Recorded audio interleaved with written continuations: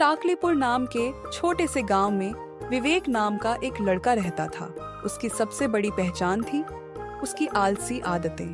गांव वाले उसे हंसी मजाक में लिटू राम कहते थे, क्योंकि वह कब, कहां और कैसे सो जाएगा इसका कोई ठिकाना नहीं था। उसके घर में उसके माता पिता भी रहते थे, जो उसकी इस आदत से बेहद परेशान थे। गंगा, ये लड़का कुछ नहीं करेगा जिंदगी में।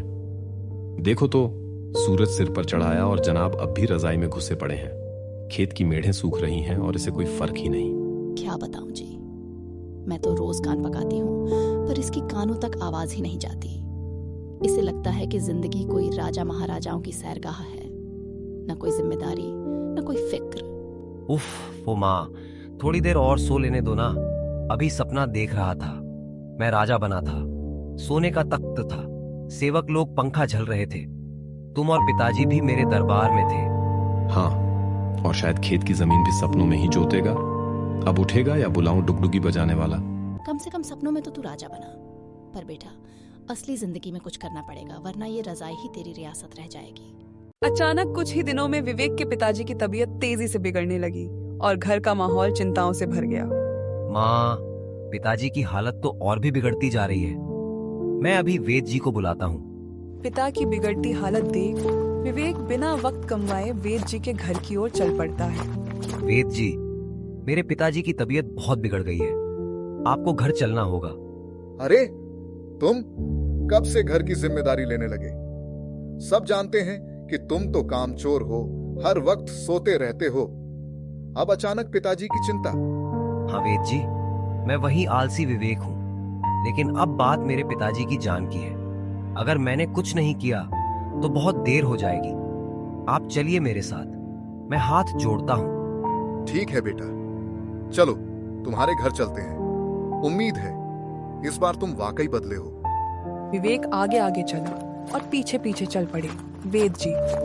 वेद जी ने विवेक के पिताजी को देखा और गंभीर स्वर में कहते हैं, बेटा चिंता मत करो, इलाज हो सकता है, लेकिन इसमें काफी खर्चा आएगा। वेद जी, अभी तो हमारे पास थोड़े बहुत पैसे हैं, क्या वो काफी होंगे? नहीं बेटा, इससे ज्यादा चाहिए। मुझे कुछ जड़ी बूटियां बाहर के जंगलों से लानी होंगी, जो महंगी भी हैं और रास्ता भी कठिन है।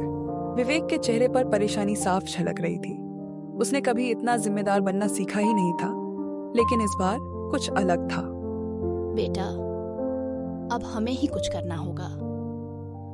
अगर जरूरत पड़ी तो मैं गांव के लोगों के घर जाकर काम करूंगी। नहीं माँ, आप क्यों काम करेंगी? अब मैं कुछ करूंगा, लेकिन इस गांव में तो कोई मुझे काम भी नहीं देता। ये वही विवेक था जिसे गांव वाले लिटू राम कहकर चिढ़ाते थे, लेकिन आज वही लड़का कुछ करने की ठान चुका था। माँ, मैं जंगल के रास्ते दूसरे गांव जाऊंगा, वहां काम भी ढूंढूंगा और पिताजी के लिए दवाई भी लाऊंगा। अब कुछ भी हो जाए, मैं हार नहीं मानूंगा। सुबह की ठंडी हवा चल रही थी जब विवेक ने अपनी माँ पिताजी से विदा ली। उसकी आंखों में सपना था और दिल में हौसला। वो गांव के बाहर निकल पड़ा और उसके सामने था एक लंबा घना जंगल। चलते चलते दोपहर हो गई, लेकिन जंगल अब भी खत्म नहीं हुआ था। धूप सिर पर थी और पेट खाली। विवेक के पास बस 2 सूखी रोटियां थी। चलते चलते दोपहर की तपिश सिर चढ़कर बोलने लगी, पर जंगल का अंत अब भी दूर था। विवेक की थकी आंखों में उम्मीद बाकी थी, लेकिन उसके पास सिर्फ 2 सूखी रोटियां और पेट, वो तो सुबह से ही खाली था। अब बस ये 2 सूखी रोटियां बची हैं, जिन्हें रास्ते के लिए बचा कर रखा था, लेकिन अब तो भूख ऐसी लग रही है जैसे अंदर कुछ भी बचा ही नहीं। खाऊं तो सफर लंबा है, ना खाऊं तो अब चला नहीं जाता। विवेक ने जैसे ही रोटियां खाने के लिए हाथ बढ़ाया, झट से एक नटखट बंदर झाड़ी के पीछे से निकला। उसके हाथ से रोटियां झपट लीं और उछलते कूदते पेड़ पर चढ़ गया। डाल पर बैठकर वो ऐसे देखने लगा मानो जीत की मुस्कान उसके चेहरे पर हो। अरे बाबा, मेरी रोटियां क्यों ले गए? मुझे बहुत भूख लगी है और कुछ भी नहीं बचा मेरे पास। अरे भाई, भूख तो मुझे भी लगी थी, और रोटियां छीनने में जो चालाकी दिखाई मैंने, वो कुछ कम मेहनत नहीं थी। अब जब इतनी मेहनत की है तो रोटी पर पहला हक्का मेरा ही होना चाहिए, है ना? इतना कहकर बंदर पेड़ की डाल पर बैठकर मजे से दोनों रोटियां चटकर जाता है जैसे कई दिनों से भूखा हो। विवेक बस नीचे खड़ा रह जाता है, खाली हाथ और भूख से परेशान। उफ, मेरी सारी रोटियां खा गए तुम। खैर, कोई बात नहीं, शायद वो रोटियां तुम्हारी किस्मत में ही लिखी थी। मैं भूखा तो हूं, मगर हिम्मत नहीं हारूंगा। आगे चलकर कुछ और जुगाड़ कर ही लूंगा। वाह, तुम तो बहुत समझदार हो। विवेक रोटियां जाने पर न तो दुखी हुआ, न ही बंदर को दोष दिया। तभी बंदर तेज रोशनी में बदलता है और वहां अब एक साधु खड़ा होता है, जिसकी आंखों में शांति और चेहरे पर रहस्यमय मुस्कान थी। ये क्या, मैं कोई सपना तो नहीं देख रहा? आप बंदर थे? हाँ बालक, मैं वही बंदर हूँ। मुझे एक श्राप मिला था, जब तक मैं किसी नेक इंसान के हाथ की रोटी न खा लूं, तब तक मैं बंदर बना रहूंगा। तेरी सच्चाई और दयालुता ने आज मुझे मुक्त कर दिया। अब मैं फिर से अपने असली रूप में लौट आया हूँ। मैंने तो सोचा था बस 2 सूखी रोटियां गईं, पर क्या पता था बदले में मुझे किसी महात्मा के दर्शन का सौभाग्य मिलेगा। वही तो, तुमने रोका नहीं, न ही क्रोधित हुए, बल्कि मुस्कुराकर कह दिया, शायद वो रोटी तुम्हारी ही किस्मत में थी। ये शब्द किसी साधारण मनुष्य के नहीं हो सकते। तुम्हारा मन साफ है विवेक। पर महाराज, मैं तो हमेशा से ही आलसी रहा हूं। न कभी कोई बड़ा काम किया, न किसी का भरोसा जीता। बस समय ही गंवाया है अब तक। सच्चा भलापन हाथों से नहीं, दिल से किया जाता है। किसी भूखे को डांटना आसान था, लेकिन तुमने उसे प्रेम और सहानुभूति दी। यही तुम्हारे सच्चे चरित्र की पहचान है। तो वो रोटी आपकी ही थी, यानी भाग्य ने पहले से ही तय कर रखा था कि वो आपको ही मिलनी है। हाँ बालक, और अब तुम्हारे कारण मैं इस श्राप से मुक्त हो सका हूँ। साधु ने शांत मुस्कान के साथ विवेक को आशीर्वाद दिया, फिर अपनी जेब में हाथ डाला और 3 चमचमाते सिक्के बाहर निकालकर श्रद्धा के साथ उसके हाथ में रख दिए। ये 3 सिक्के, इन्हें सहेज कर रखना। ये साधारण सिक्के नहीं हैं, ये मेरे आशीर्वाद हैं। जब भी जरूरत पड़े, ये तुम्हारी मदद करेंगे। आपकी बातों ने दिल को छू लिया महाराज। अब मैं वैसा नहीं रहा जैसा पहले था। याद रखो, आगे का रास्ता कठिन होगा, लेकिन हर मोड़ पर मैं तुम्हारा सहारा बनूंगा। इतना कहकर साधु प्रकाश में बदलकर हवा में विलीन हो गए। विवेक के पास अब 3 चमकते सिक्के थे और दिल में एक नई रोशनी। वह मुस्कुराया और आत्मविश्वास के साथ जंगल की ओर बढ़ चला।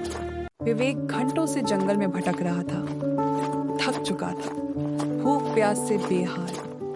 तभी उसकी नजर पेड़ों के पीछे छिपी एक बड़ी अंधेरी गुफा पर पड़ी। अंदर से अजीब सी आवाजें आ रही थी। डर भी था, पर कहीं न कहीं उम्मीद भी। इस गुफा से ये कैसी अजीब और डरावनी आवाजें आ रही हैं? कहीं अंदर कोई खतरनाक जानवर तो नहीं? नहीं, नहीं विवेक, तुम्हें यहाँ एक पल भी नहीं रुकना चाहिए। चलो आगे बढ़ो, जल्दी। विवेक ने घबराकर गुफा से दूरी बनाई और बिना मुड़कर देखे तेज कदमों से आगे बढ़ता चला गया। कांटों और झाड़ियों को चीरता हुआ वह आखिरकार जंगल की आखिरी सरहद पार कर गया। सामने ही एक पुरानी सी कुटिया दिखी, जिसकी दहलीज पर एक बुजुर्ग महिला बैठी थी। माँ जी, मैं कई दिनों से जंगलों में भटक रहा हूँ। बहुत भूख लगी है। क्या आपके पास खाने को कुछ होगा? बदले में ये 1 रुपया रख लीजिए। मेरे पास और कुछ नहीं है। बेटा, 1 रुपया तो बहुत बड़ी चीज है मेरे लिए, लेकिन भूख में किसी को अकेला छोड़ देना पाप होता है। तुम थक गए हो ना, चलो इस पेड़ के नीचे बैठ जाओ। तुम अभी कुछ खा लो, बाकी बातें बाद में। विवेक उस पेड़ के नीचे बैठ गया। थोड़ी देर में बुढ़िया एक थाली में गर्मा गर्म खाना लेकर लौटी। रोटी, दाल और थोड़ी सी सब्जी। लो बेटा, ये भोजन कर लो। माँ जी, ये भोजन मेरे लिए खजाने से कम नहीं। आपने तो बिना कुछ पूछे मुझे सहारा दे दिया। ये लीजिए, आपका 1 रुपया। शायद यही मेरे पास आखिरी चीज है। बूढ़ी औरत ने विवेक की ओर देखा। मासूमियत में गहराई थी। मुस्कुराकर सिक्का लिया और चुपचाप अंदर लौट गई, जैसे एक माँ की नजर सब कह देती है। ये किसी चमत्कार से कम नहीं, बस 1 रुपया और इतना स्वादिष्ट खाना। लगता है तकदीर करवट लेने को है। माँ हमेशा कहती थी, भले दिल वालों का साथ ऊपर वाला जरूर देता है। शायद आज उनकी बात सच हो गई। भोजन की ऊर्जा और दिल में जागी नई उम्मीद के साथ विवेक फिर से अपने सफर पर निकल पड़ा। अब उसकी आंखों में थकान नहीं, एक नई रोशनी थी, भरोसे की, हौसले की। जंगल का रास्ता अब पीछे छूट चुका था। विवेक की आंखों के आगे एक नई दुनिया खुल रही थी, एक अनजान गांव, जहां से कुछ लोग और धुंधले से मकान नजर आने लगे। लगता है मैं किसी और गांव में आ पहुंचा हूँ। शायद यहाँ कोई काम मिल जाए।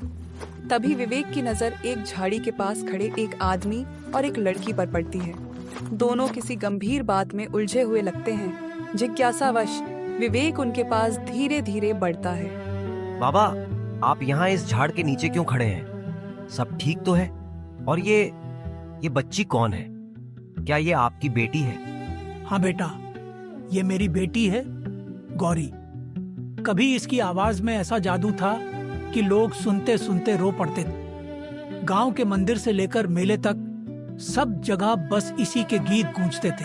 मगर एक दिन गांव के जमींदार के बेटे ने इसे गाने से रोका, और जब इसने विरोध किया तो उसने इसकी आवाज छीन ली। उस लड़की की आंखें तो बोल रही थीं, मगर मुंह से आवाज नहीं, वो गूंगी थी। सच? लेकिन ऐसा कैसे हुआ? वो कोई साधारण इंसान नहीं था। उसने तंत्र विद्या सीखी थी। उसने श्राप दे दिया कि जब तक कोई इसकी चुप्पी को सुनकर समझेगा और दिल से इसकी मदद करेगा, तब तक इसकी आवाज नहीं लौटेगी। विवेक को याद आया, जब साधु ने उसे सिक्के दिए थे तब कहा था, इनमें से एक सिक्का हर उस दुख को दूर करेगा जिसे लोग नजरअंदाज करते हैं। शायद यही वो पल है। विवेक ने धीरे से हाथ जेब में डाला और वो दूसरा चमकता हुआ सिक्का बाहर निकाला। कुछ पल देखा, फिर पूरे विश्वास के साथ उसे गौरी की हथेली पर रख दिया। गौरी, तुम्हारी आवाज बुझी नहीं है, बस कहीं गुम हो गई है। ये सिक्का तुम्हारे भीतर के उस उजाले को फिर से जगा देगा। दुनिया को तुम्हारी धुनों की फिर से जरूरत है। बाबा, मैं बोल रही हूँ। बेटा, तू कोई साधारण लड़का नहीं, तू हमारे लिए देवता बनकर आया है। इस एहसान का बदला नहीं दे सकता, मगर ले, ये बीन ले जा। ये कोई आम बीन नहीं, इस पर जो दिल से बजाए उसका मनोबल कभी नहीं टूटता। विवेक अब फिर से अपने सफर पर निकल पड़ा। रास्ता लंबा था, चुनौतियां अब भी बाकी थीं, पर अब उसके पास सिर्फ सिक्के नहीं, बल्कि उम्मीद, अंगूठी और नेक कर्मों का साथ था। चलते चलते अचानक उसे एक झील दिखती है। झील का पानी शांत था, लेकिन वहाँ कोई बैठा कराह रहा था। आप ठीक हैं? ये घाव कैसे लगे आपको? मैं महामंत्री त्रिभुवन के पीछे गया था। उसने ही राजकुमारी आर्या को अगवा किया है। लोग राक्षस को दोष दे रहे हैं, लेकिन असली राक्षस वही है, इंसानों के भेष में। मैंने उसे काले जादू के दरबार में जाते देखा, और जब पीछा किया तो उसने मुझ पर हमला कर मुझे घायल कर दिया। पूरा राज्य एक झूठ के साए में जी रहा है। क्या? महामंत्री त्रिभुवन? वो तो वर्षों से राज्य के लिए निष्ठा से काम करता आया है, राजा के सबसे पुराने सलाहकारों में से एक। हाँ, पर वही सबसे बड़ा धोखेबाज निकला। गुप्त रूप से काले जादू में पारंगत है। बरसों से महल में रहकर मंत्रों, ताबीजों और शापित ग्रंथों से शक्ति बढ़ाता रहा। जब उसे पता चला कि राजकुमारी आर्या ही सत्य के सिंहासन की असली उत्तराधिकारी है, तो उसने उसे हटाने का फैसला कर लिया। ये तो राजद्रोह ही नहीं, ये तो अंधकार का सबसे घिनौना रूप है। सत्य की उत्तराधिकारी को कैद करके वो खुद उस सिंहासन को हड़पना चाहता है ना? ठीक समझे तुम। त्रिभुवन जानता है कि अगर आर्या ने सत्य के सिंहासन को छू भी लिया तो उसका काला जादू पल भर में जलकर राख हो जाएगा। इसीलिए उसने उसे एक गुप्त गुफा में कैद कर रखा है, जहां काले मंत्रों से बंधी जंजीरों में उसे जकड़ा गया है। विवेक की आंखों में अब डर नहीं था, सिर्फ ज्वाला थी। विश्वासघात की ये आग उसकी रगों में दौड़ पड़ी थी। अब वह सिर्फ एक यात्री नहीं रहा, अब वह न्याय का वाहक बन चुका था। मुझे उस गुफा का रास्ता पता है। मैंने उसे पहले रास्ते में देखा था, लेकिन अब डरने का वक्त नहीं है। पहले हमें महल लौटना होगा और राजा को सच्चाई बतानी होगी। जब तक उन्हें त्रिभुवन का असली चेहरा नहीं दिखेगा, तब तक वो यकीन नहीं करेंगे। अगर तुम हमारे साथ हो तो अब त्रिभुवन की चालें ज्यादा दिन नहीं चलेंगी। चलो आज ही उजाले की ओर पहला कदम बढ़ाते हैं। दरबार में सन्नाटा है। सिपाही विवेक को लेकर राजा के सामने खड़ा है। महाराज, इसका नाम विवेक है। ये उसी दिशा से लौटा है जहां से राजकुमारी के लापता होने की सूचना मिली थी। इसने वो गुफा देखी है जहां कुछ असामान्य गतिविधियां हो रही थीं, और शायद इसे पता है कि राजकुमारी कहाँ है। महाराज, मैं एक सामान्य मनुष्य हूं। न तो तलवार चलाना आता है, न ही युद्ध की चालें। लेकिन जब आंखों के सामने झूठ का जाल बुनते देखा और सच्चाई को दफन होते पाया तो चुप रहना पाप लगा। मैं सत्य का साथी बनकर यहां आया हूं, न्याय की खोज में और आपकी सहायता के लिए। सत्य का साथ देना सबसे बड़ा साहस है, लेकिन एक प्रश्न है, क्या तुम्हारे पास कोई विशेष चिन्ह है, कुछ ऐसा जिसका जिक्र वर्षों पहले एक साधु ने हमारे सामने किया था? जी महाराज, मेरे पास एक सिक्का है, लेकिन आपको कैसे मालूम कि मेरे पास यही चीज है? मैंने तो किसी से कुछ नहीं कहा। बरसों पहले एक साधु ने कहा था, एक दिन एक युवक आएगा जिसके पास सत्य का सिक्का होगा। वही सिक्का हमारे गुप्त पेटी में डालते ही अंधकार में छुपा सत्य उजागर करेगा। तब से हम उसी घड़ी की प्रतीक्षा कर रहे हैं। महाराज, क्या वह गुप्त पेटी अब भी सुरक्षित है? हाँ विवेक, वो पेटी अब भी वहीं है, छुपी हुई। उसे वहीं खोल सकता है जिसके पास हो सत्य का सिक्का। लगता है वो घड़ी अब आ गई है। अगर मेरे पास वही सिक्का है तो कृपया मुझे वहां ले चलिए महाराज। मैं तैयार हूं, चाहे जो भी परिणाम हो, मैं सत्य को उजागर करने को तैयार हूं। आओ बहादुर युवक, चलो उस कक्ष की ओर जहां वर्षों से पेटी समय की प्रतीक्षा कर रही है। दरबार ध्यान दे, आज इतिहास रचेगा। अब राजा चंद्रपाल और विवेक गुप्त कक्ष में पहुंच जाते हैं। यही है वह रहस्यमयी पेटी जिसे केवल सत्य का सिक्का ही खोल सकता है। मैं तैयार हूं महाराज। यह सिक्का अब उस बंद पेटी में जाएगा। जो भी रहस्य छिपा है आज वही सामने आएगा। जो होना है यहीं और अभी तय होगा। विवेक हाथों से सिक्का उठाकर पेटी के ऊपरी भाग में बने गोल खांचे में डालता है। एक पल को सब शांत हो जाता है। फिर पेटी चमकने लगती है, जैसे कोई शक्ति जाग उठी हो। अचानक पेटी अपने आप खुल जाती है और अंदर से धीमे प्रकाश के साथ एक चमचमाती तलवार ऊपर उठने लगती है। यही है वह दिव्य तलवार जिसका उल्लेख साधु ने किया था। सत्य का सिक्का केवल उस तलवार को जगाएगा जो न्याय के लिए जन्मी है, और वही तलवार अन्याय के अंत का कारण बनेगी। महाराज, इस तलवार की कंपन मेरे भीतर तक उतर रही है, जैसे ये मुझे पुकार रही हो। क्या सचमुच मैं इस पवित्र शक्ति के योग्य हूँ? जिसने सत्य का मार्ग चुना वही इस तलवार का अधिकारी है। अब तुम्हें इस अन्याय का अंत करना होगा। महामंत्री त्रिभुवन ने जो काला जादू फैलाया है उसका अंत इस तलवार से ही संभव है। तो यही है अंतिम सत्य। न कोई सेना, न कोई युद्ध, बस एक सच्चा मनुष्य और उसकी आस्था।